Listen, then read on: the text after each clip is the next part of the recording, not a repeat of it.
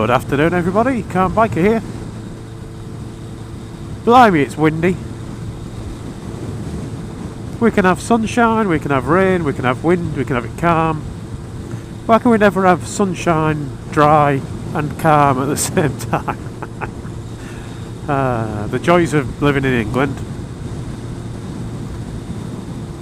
It's actually quite warm as well. If it weren't for the wind, it would be quite nice. I've not got my heated grips on this bike yet, and well, my fingers are starting to feel a bit cool, but nothing horrendous. Nothing that's putting me off riding. No, the only problem today is the wind.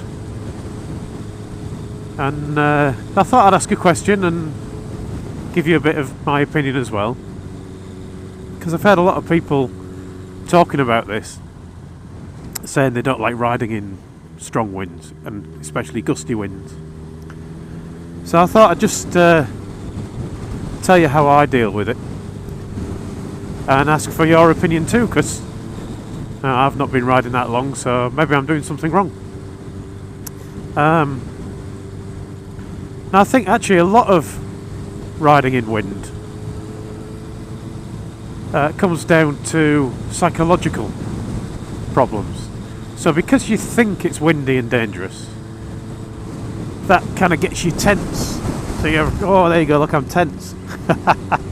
So you tense up on the bars, you're tense in your body, you're not nice and relaxed. You know, you should be nice and relaxed and flowing and happy on a bike, and tense is always bad. It could be the best conditions in the world. If you're there with your arms rigid and your chest tensed up, and you know, it might build up your pectorals and what have you, but it ain't gonna make you ride the bike nicely. So to me, I think it's all about relaxing. You've got to, and it's not easy to do, but you've got to forget that the wind is there to a degree.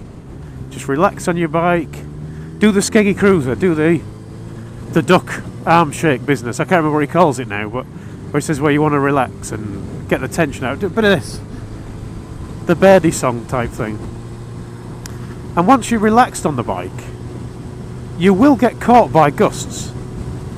I've been caught by lots today, so I'll if I don't get caught by any more in this vlog, oh, there you go there. If I don't get caught by any more in this vlog, I was going to say, and then I got caught by one, I'll cut one in. Well, if there's a better one, I'll cut a good one in.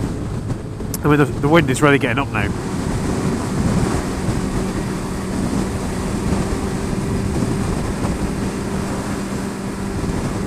So for me, the things to do, the main thing is just be relaxed.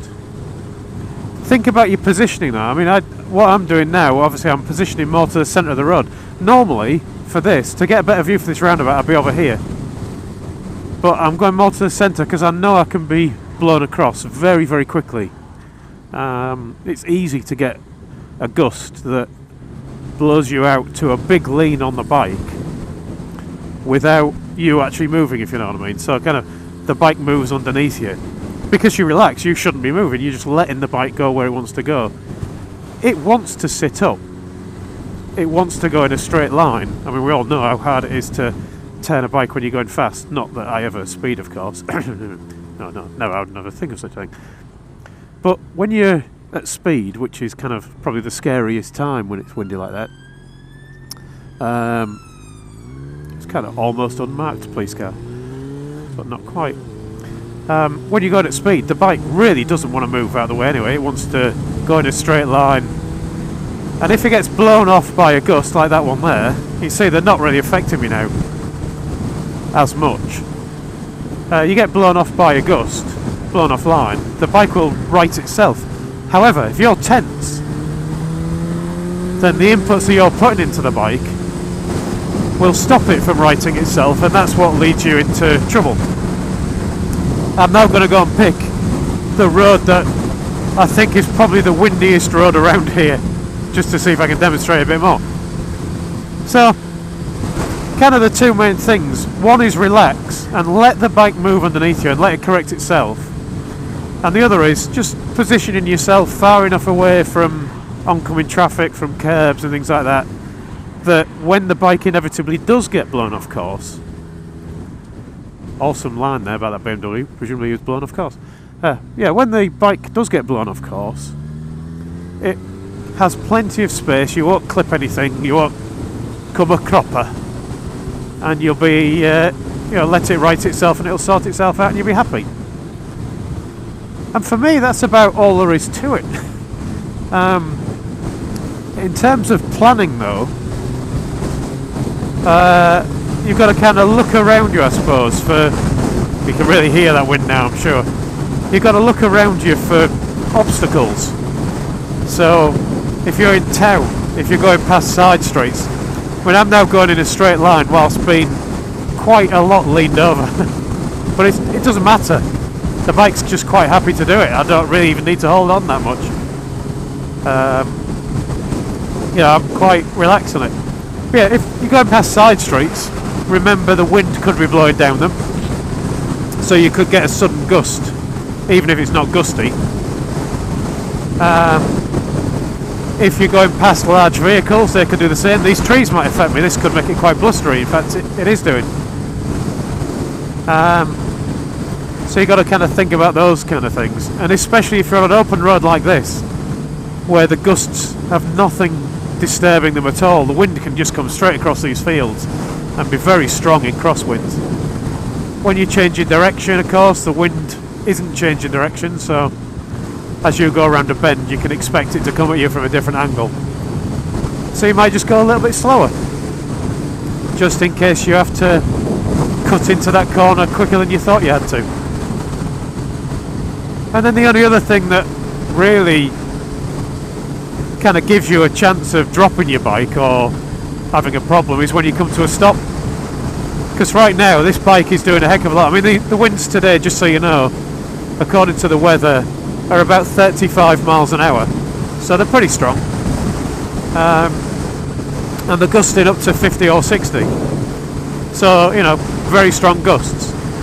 I've seen a bit of damage, and there's some trees losing branches and things. But yeah, so when you come to a stop, when you're going slow, the bike isn't helping you stay upright anymore. So I just have to try and remember that when I'm coming to a stop, I might put both feet down instead of one once I've actually stopped. I'll still tend to, if I use the front brake, I rarely use the front brake nowadays, but if I do use the front brake to come to a stop, then I'll transfer to the rear brake just before I stop to let the bike settle itself out and get the weight off the front wheel. And as it's stopped, I'll probably put both feet down. And that's only because when you stop, those gusts can get you and blow the bike over with you on it. And they're the silliest of accidents, aren't they? So that's what I do. I'm not claiming to be any expert by any means, so I'd love to hear your feedback about what you do differently when it's windy. So thanks for watching, everyone. Ride safe. I can hear my pocket buzzing. That'll be Mrs. Calm ringing, maybe. She is the one out of the two of us that worries the most when I'm going out for a ride in the wind. So ride safe, everyone, and I'll talk to you all again soon.